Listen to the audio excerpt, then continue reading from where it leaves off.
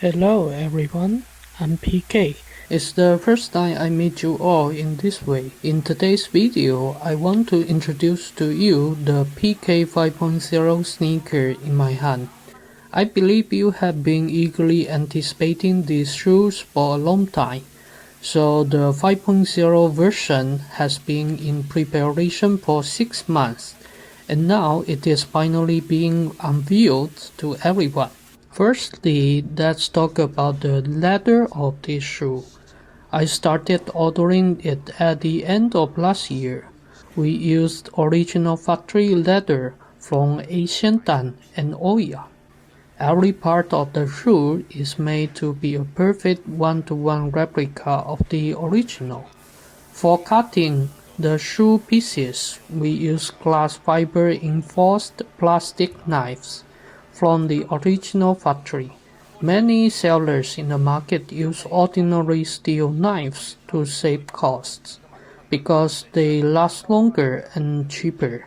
However, the result of using glass fiber reinforced plastic knife is fewer rough edges and a cleaner. Different sizes of shoes require different knives. PK 5.0 is made to be perfect replica of the original shoe. During the inspection of the cut pieces, I make sure to strictly select them. Pieces with any flaws are discarded. PK 5.0 doesn't allow any flaws in details. For example, if there's a missing stitch like this one, it is considered defective and discarded. Next, let me take you through the production line. Today is April 15th, and here we are in the molding section of the shoe. The 5.0 version uses original factory BB3H lasts, which allow us to perfectly replicate the shoe shape. For instance, the toe of the shoe needs to be hammed after fitting the last to make the shape more perfect. The positioning of the shoe is based on the data from the original shoe. 7 points needs to be positioned for each shoe: the toe, inner waist, logo area, back upper piece, heel, and so on. The data for each point is different. Each position needs to be aligned with the shoe using 3 points as center.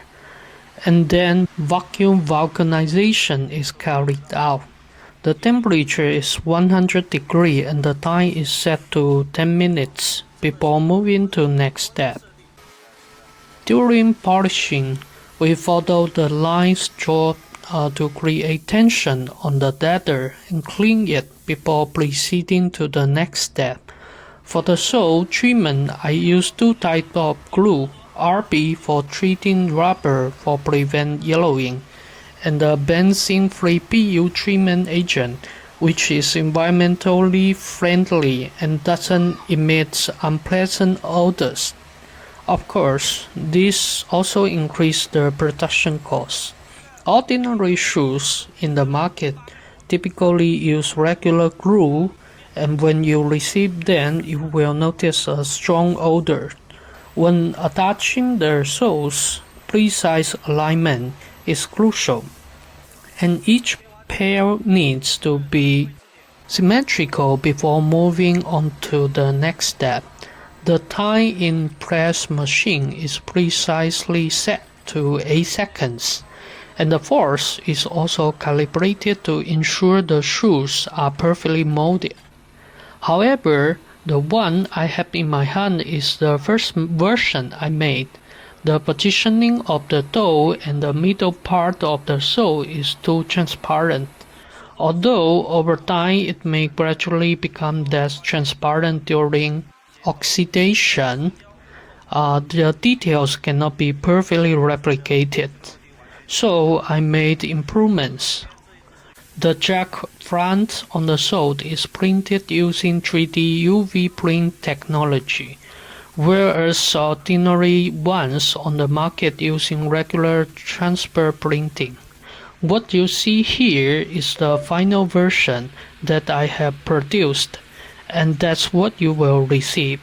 And the comparison of the shoe shape with the original shoe is truly 1-to-1. I dare to say that the version of mine will be the best on the market. Finally, let me show you the packaging process. I purchased Bahong original factory shoelaces according to the original factory instructions.